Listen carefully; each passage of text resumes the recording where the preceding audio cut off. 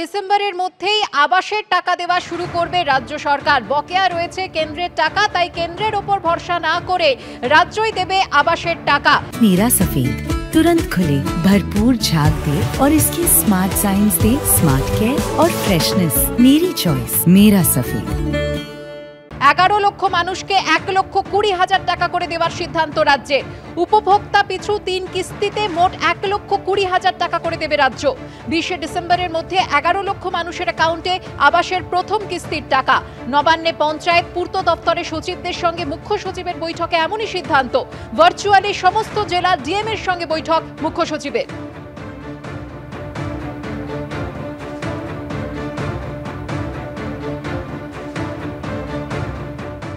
পুজোর আগে চাকরি প্রার্থীদের জন্য সুখবর। কোর্টের নির্দেশে এসএসসি প্যানেল প্রকাশ করলো। অবশেষে এই প্যানেল প্রকাশিত হলো। উচ্চ প্রাথমিকের এই প্যানেল প্রকাশিত হয়েছে। ফাইনাল এবং ওয়েটিং দুটি প্যানেল প্রকাশ করলো কমিশন।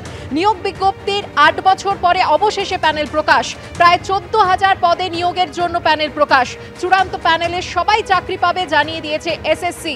1-2 দিনের বিজ্ঞপ্তি, পুজোর আগে কাউন্সেলিং শুরুর তৎপরতা।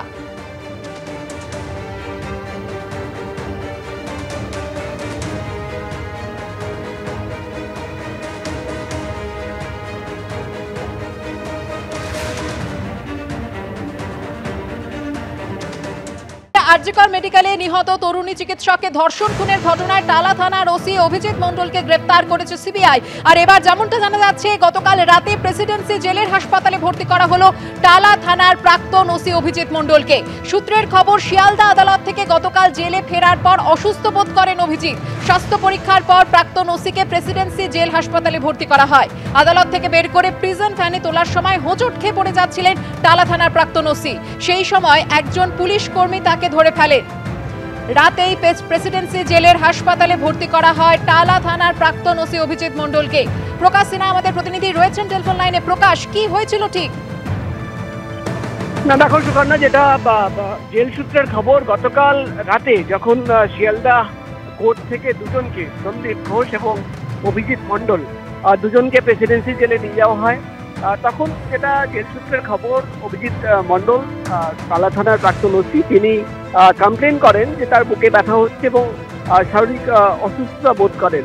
তারপরেই জেলের ভেতরে যে জেল হাসপাতাল রয়েছে সেখানে গিয়ে তার মেডিকেল চেক আপ করানো হয় এবং ডক্টরের অ্যাডভাইসে তাকে জেলের যে হাসপাতাল, সেই হাসপাতালে ভর্তি করা হয়েছে। তুমি জানো, গতকাল দুজনেরই জেল হেফাজতের নির্দেশ, এবং আমরা যেটা দেখলাম যে শিয়ালদা কোর্ট থেকে যে মুহূর্তে দুজনকে বার করা হচ্ছিল, প্রিজন ভ্যানে তোলা হচ্ছিল, টালা থানার প্রাক্তন ওসি অভিজিৎ মণ্ডল যখন প্রিজন ভ্যানে উঠছিলেন, তিনি কিন্তু হোঁচট খেয়ে পড়ে যান এবং সেই সময় সেই ছবি আমাদের ক্যামেরায় ধরা পড়েছিল এবং দেখা যাচ্ছিল যে পেছন থেকে একজন অন্য পুলিশ কর্মী তাকে ধরে কিন্তু তুলছেন সেখানে। অর্থাৎ তখনই কিন্তু বোঝা যাচ্ছিল যে কিছু একটা শারীরিক সমস্যা রয়েছে। এবং যেটা জেল সূত্রের খবর, যে জেলে পৌঁছানোর ঠিক পরেই অভিজিৎ মণ্ডল তিনি কমপ্লেন করেন যে তার শরীর ঠিক নেই, তিনি অসুস্থতা বোধ করছেন, এবং তার সঙ্গে সঙ্গে তাকে জেলের হাসপাতালে নিয়ে যাওয়া হয়। সেখানে মেডিকেল চেক আপ করা হয় এবং ডক্টরদের অ্যাডভাইসে, যেটা জেল সূত্রের খবর, তাকে জেলের যে হাসপাতাল, সেই হাসপাতালে ভর্তি করা হয়েছে। পাশাপাশি তোমাকে বলে দিই, সন্দীপ ঘোষ, তাকে কিন্তু প্রেসিডেন্সি জেলের 10 ওয়ার্ডের 46 নম্বর লকআপে রাখা হয়েছে।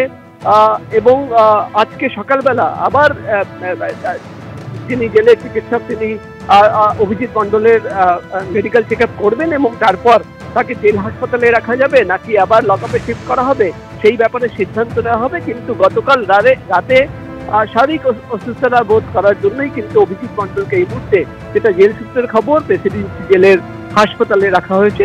সেখানেই তার কিন্তু ট্রিটমেন্ট চলছে। ধন্যবাদ প্রকাশ।